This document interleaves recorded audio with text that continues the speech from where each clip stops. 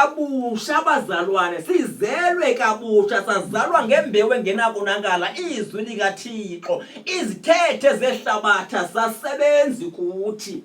Amen. Asisebenzi izithethe zehlabathi.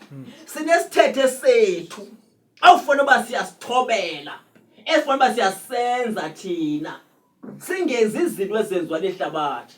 Ngoba abazalwane, if ever uthi useqhubeka kwenza into ebekade isenza ihlabathi, it means eligama lithi kuzalwa kabusha alithethi into kuwe. Wathi xa ethetha inkosi uYesu uNikodima ithi ungakhange uzalwe kabusha ngeke ububone ubukumkani bamazulu.